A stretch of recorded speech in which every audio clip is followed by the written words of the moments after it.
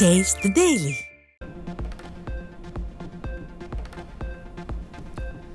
மேகதாது அணை விவகாரத்தில் திமுக அரசு மெத்தன போக்குடன் செயல்படுவதால் டெல்டா மாவட்டங்கள் பாலைவனமாகிவிடும் என எதிர்க்கட்சித் தலைவர் எடப்பாடி கே பழனிசாமி வேதனை. இந்தியா கூட்டணியில் திமுக அங்கம் வகிக்கும் நிலையில் காங்கிரஸ் தலைவருடன் முதலமைச்சர் ஸ்டாலின் பேசினாலே பிரச்சனை தீர்ந்துவிடும் என எடப்பாடி கே பழனிசாமி அறிவுரை. இன்றைக்கு தமிழ்நாடு அரசு மெத்தன போக்காக இருக்கின்றது.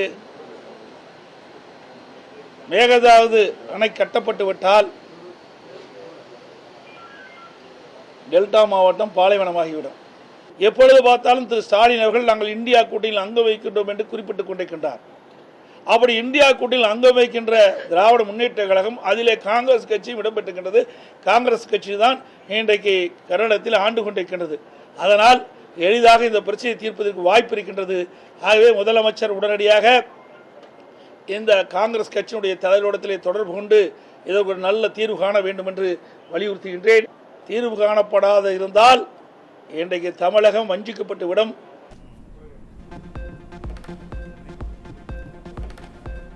தமிழ்நாட்டில் நிரந்தர டிஜிபியை நியமிக்காமல் ஸ்டாலின் அரசு கும்பகர்ணனை போல தூங்கிக் கொண்டிருப்பதால் சட்டம் ஒழுங்கு நாளுக்கு நாள் சீர்கெட்டுள்ளதாக அதிமுக பொதுச் செயலாளர் எடப்பாடி கே பழனிசாமி விமர்சனம்.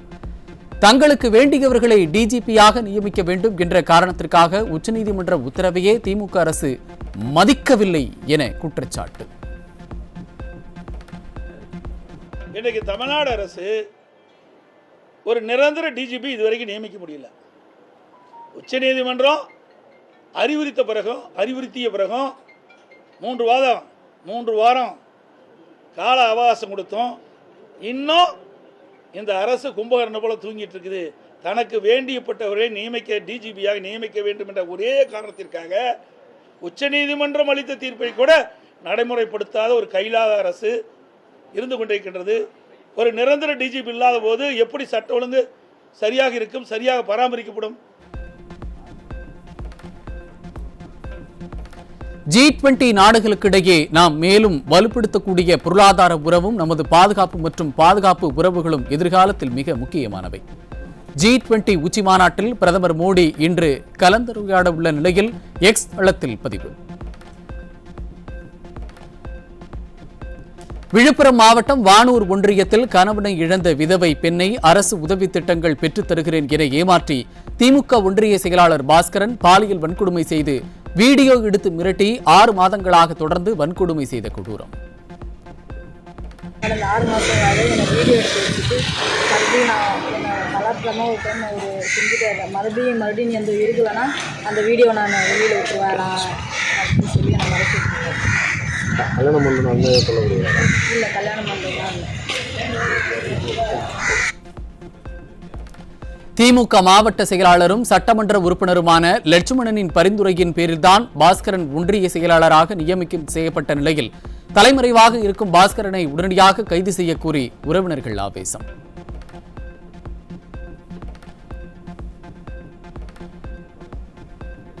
விழுப்புரம் மாவட்டம் வானூர் ஒன்றியத்தில் கணவனை இழந்த பெண்ணை மிரட்டி பாலியல் வன்கொடுமை செய்த பாலியல் குற்றவாளி திமுக ஒன்றிய செயலாளரை கைது செய்ய கோரி அதிமுகவினர் திருச்சிற்றம்பலம் கூட்டுச்சாலையில் கண்டன ஆர்ப்பாட்டம். அதிமுக சட்டமன்ற உறுப்பினர் சக்கரபாணி தலைமையில் நடைபெற்ற கண்டன ஆர்ப்பாட்டத்தில் அதிமுக மற்றும் பொதுமக்கள் கலந்து கொண்டு ஸ்டாலின் அரசுக்கு எதிராக முழக்கம்.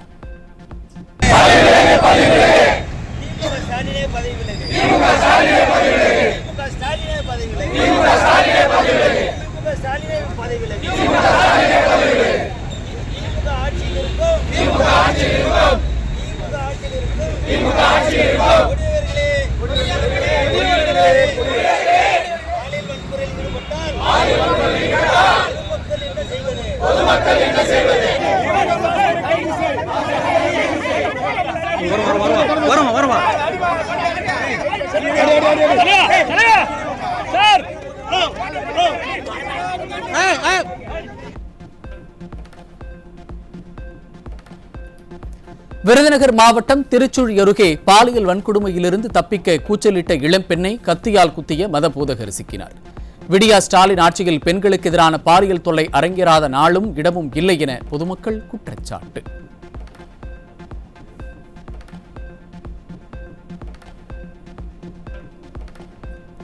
திருவண்ணாமலை மாவட்டம் போலூரில் 6 வயது சிறுமிக்கு பாலியல் தொல்லை கொடுத்த வழக்கில் குற்றவாளிக்கு 20 ஆண்டுகள் சிறை தண்டனை. 10,000 ரூபாய் அபராதம் மற்றும் 20 ஆண்டுகள் சிறை தண்டனை விதித்து போக்சோ நீதிமன்றம் அதிரடி தீர்ப்பு. புதுச்சேரி வில்லியனூர் அருகே பள்ளி கல்லூரி மாணவர்களை சீரழிக்கும் நோக்கில் கஞ்சா விற்பனையில் ஈடுபட்ட இளைஞர் சிக்கினார். பள்ளி கல்லூரி மாணவர்களுக்கு கஞ்சா விற்பனை செய்த இளைஞரிடமிருந்த கஞ்சா பொட்டலங்களை பறிமுதல் செய்து சிறையில் அடைத்த போலீசார்.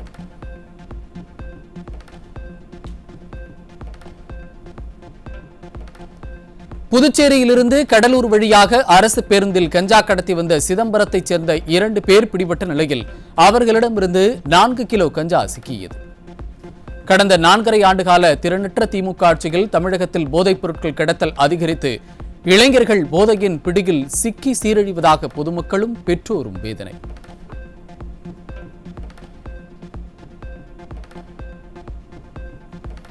சேலம் மாவட்டம் கிராங்காடு அருகே நிலப்பிரச்சினை தகராறில் திமுக பிரமுகர் சுட்டு கொலை செய்யப்பட்டதால் பரபரப்பு. கும்பகர்ணனை விட கொடிய தூக்கத்தில் இருக்கும் காவல்துறையால் சட்டம் ஒழுங்கு சீர்கெட்டு கொலை சம்பவங்கள் அதிகரித்து விட்டதாக மக்கள் அச்சம்.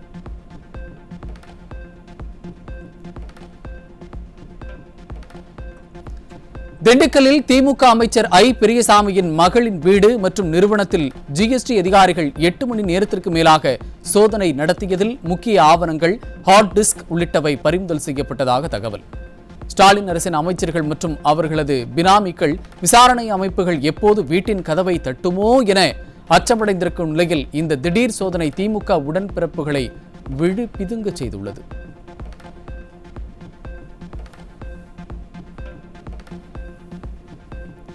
தென்காசி மாவட்டம் கடையநல்லூர் அருகே நிறுத்தத்தில் அரசு பேருந்து நிற்காமல் சென்றதை தட்டி கேட்ட பயணியை காலனி மற்றும் இரும்பு கம்பியால் தாக்கிய நடத்துனர்.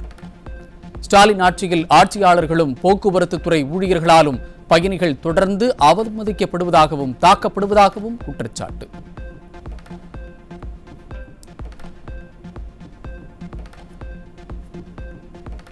கன்னியாகுமரி மாவட்டம் நாகர்கோவிலில் அரசு உதவி பெறும் பள்ளி வளாகத்தில் தங்கியிருந்த தலைமை ஆசிரியையின் வீட்டை உடைத்து 1.5 லட்சம் ரூபாய் மற்றும் விலை உயர்ந்த செல்போன் கொள்ளை. ஸ்டாலின் ஆட்சியில் காவல்துறையினர் கும்பகர்ணனை விட கொடிய தூக்கத்தில் உள்ளதால் கொள்ளையர்கள் பள்ளிக்கு கூட வளாகத்திற்குள் வெளியே சென்று கொள்ளையடிக்கும் அவலம் ஏற்பட்டுள்ளதாக எழும் விமர்சனம்.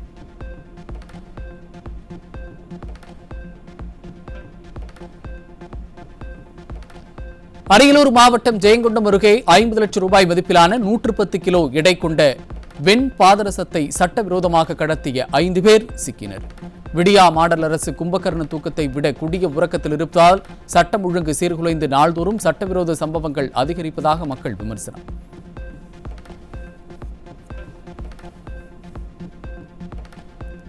வேலூர் மாவட்டம் காட்பாடியைச் சேர்ந்த ஓய்வு பெற்ற வங்கி அதிகாரியிடம் காட்பாடி ரயில் நிலையத்தில் வைத்து 13 சவரன் தங்க நகைகளை கொள்ளையடித்த வட மாநில பெண் பிடிபட்ட நிலையில் நகைகளும் சிக்கியது. விடியா திமுக அரசின் ஏவல் துறையினரின் அலட்சியம் காரணமாக தமிழகத்தில் கொலை, கொள்ளை உள்ளிட்டவை கட்டுக்கடங்காத வகையில் அதிகரித்து மக்களை அச்சத்தில் ஆழ்த்தியுள்ளதாக பலரும் விமர்சனம்.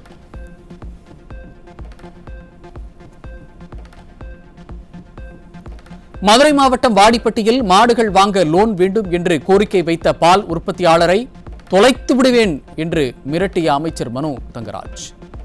ஆட்சிக்கு வருவதற்கு முன்னர் மட்டும் வாக்காளர்கள் மீது அதிக அன்பு காட்டுவதும் ஆட்சிக்கு வந்த பின்னர் அதே வாக்காளர்களை மிரட்டுவதும் தான் ஸ்டாலின் கூறிய திராவிட மாடல் ஆட்சியின் அழகா என மக்கள் கேள்வி.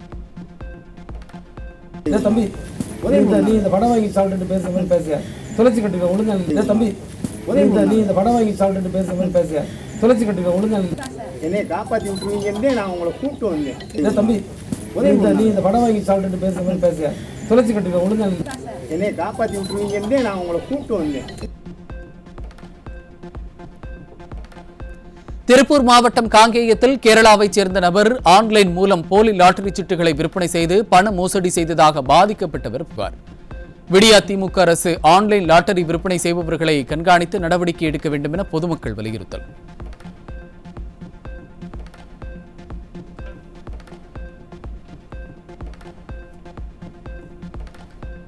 திண்டுக்கல் பேருந்து நிலையம் அருகே நள்ளிரவில் திருநங்கைகளுக்கும் ஆட்டோ ஓட்டுநர்களுக்கும் இடையே கடும் மோதல். ஒருவரை ஒருவர் தாக்கிக் கொள்ளும் வீடியோ வெளியாகி வைரலாகி வரும் நிலையில் ஸ்டாலின் ஆட்சியில் காவல்துறை மீது சிறிதும் பயம் இல்லாததால் இதுபோன்ற சம்பவங்கள் அதிகரித்துள்ளதாக குற்றச்சாட்டு.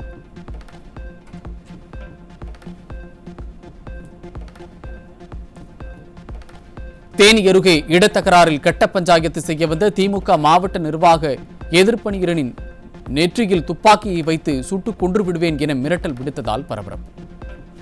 விடியாத ஸ்டாலின் ஆட்சியில் வட மாநிலத்தைப் போல் தமிழ்நாட்டிலும் துப்பாக்கி கலாச்சாரம் அதிகரித்திருக்கும் நிலையில் ஆட்சி அதிகாரத்தில் உள்ளோம் என்ற மமதையில் திமுகவினர் அடாவடி.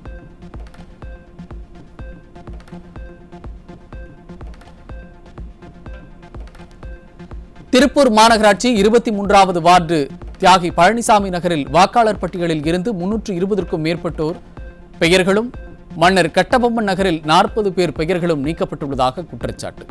வாக்காளர் பட்டியல் சிறப்பு தீவிர திருத்தப் பணிகளில் முறைகேடு நடந்துள்ளதாகவும், இதற்கு முன் பல தேர்தல்களில் வாக்களித்தவர்களின் பெயர்கள் நீக்கப்பட்டுள்ளதாகவும் மாவட்ட ஆட்சியரிடம் புகார்.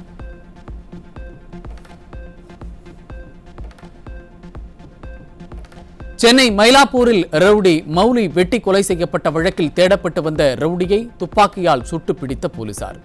குற்றவாளிகளை பிடிக்க திறனில்லாத விடியா ஸ்டாலின் அரசின் காவல்துறை பொய்யான காரணங்களை கூறி அதிகார வரம்பை மீறிய துப்பாக்கிகளை பிரயோகிப்பதாக எழும் குற்றச்சாட்டு.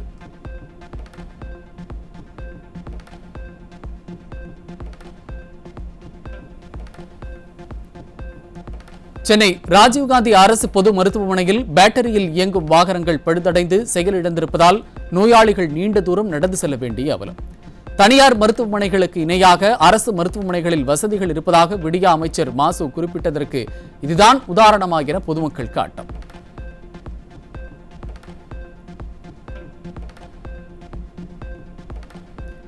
சென்னை சென்ட்ரல் ரயில் நிலையம் எதிரே கூவமாற்றில் தேங்கி கிடக்கும் குப்பை கழிவுகள் காரணமாக மழைக்காலத்தில் நீர் வெளியேற முடியாமல் வெள்ள பாதிப்பு ஏற்படும் என அச்சம். கூவமாற்றை சுத்தம் செய்வதாக பல கோடி ரூபாய் மக்களின் வரிப்பணத்தை விரயம் செய்த விடிய அரசு குப்பைகளை அகற்றாமலும் தடுப்புச் சுவர் அமைக்காமலும் சென்னையை வெள்ள அபாயத்தில் தள்ளுவதாக மக்கள் குற்றச்சாட்டு.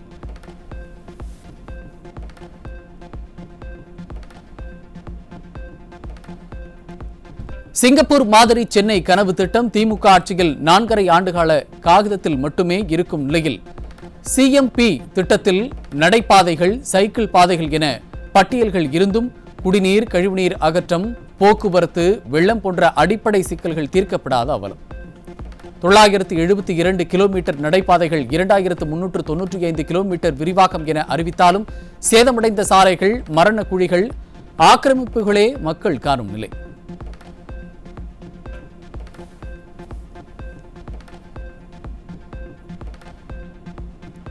மருத்துவக் கல்லூரிகளில் எம்பிபிஎஸ் மற்றும் பிடிஎஸ் படிப்புகளுக்கான 48 இடங்கள் காலியாக இருப்பது மருத்துவக் கல்வியில் திமுக அரசின் தோல்வி வெட்ட வெளிச்சமான அவலம்.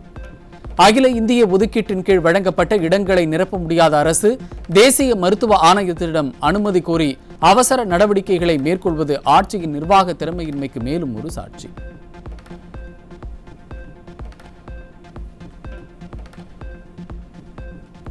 திருநெல்வேலி மாவட்டம் சேரன் மாவிதேவி உள்ளிட்ட பகுதிகளில் சூறைக்காற்றுடன் பெய்த மழையால் ஆயிரக்கணக்கான வாழை மரங்கள் முறிந்து விழும் சேதம். ஸ்டாலின் அரசின் அதிகாரிகள் பாதிக்கப்பட்ட பகுதிகளை நேரில் பார்வையிட்டு உரிய நிவாரணம் வழங்க வேண்டும் என விவசாயிகள் கோரிக்கை.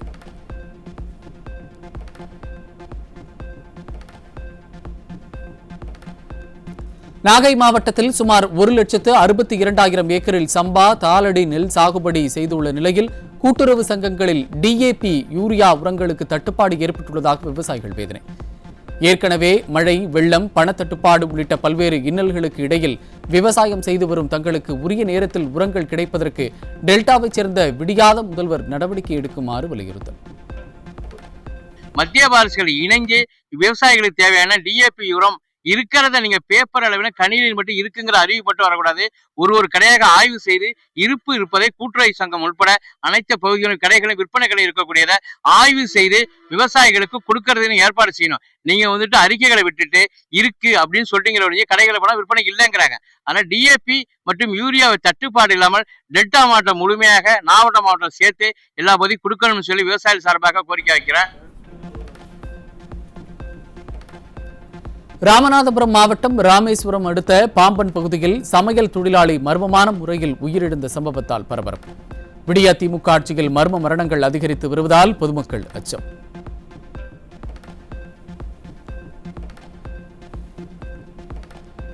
நாமக்கல் மாவட்டம் ராசிபுரம் அருகே காம்ப்ளெக்ஸ் கட்டிடத்தில் பெண்கள் கழிவறையில் வீடியோ எடுத்த டீ மாஸ்டர் சிக்கினார். திறனற்ற ஸ்டாலின் ஆட்சியில் காவல்துறை மீது சிறிதும் பயம் இல்லாததால் தைரியமாக குற்றச் செயல்கள் அரங்கேறுவதாக பொதுமக்கள் வேதனை.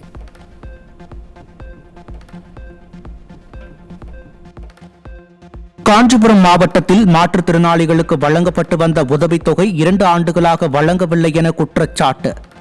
வீண் விளம்பரங்களுக்காக மக்கள் வரிப்பணம் கோடிக்கணக்கான ரூபாயை விரயமாக்கும் விடியாத ஸ்டாலின் அரசு மாற்றுத்திறனாளிகளுக்கு உதவித்தொகை வழங்காமல் அலைகழிப்பதாக எழும் புகார். கடலூர் மாவட்டம் புவனகிரி அருகே சாதாரண மழைக்கே சாலை சேதமடைந்து குண்டும் குழியுமாக காணப்படுவதால் வாகன ஓட்டிகள் மற்றும் பாதசாரிகள் கடும் அவதி.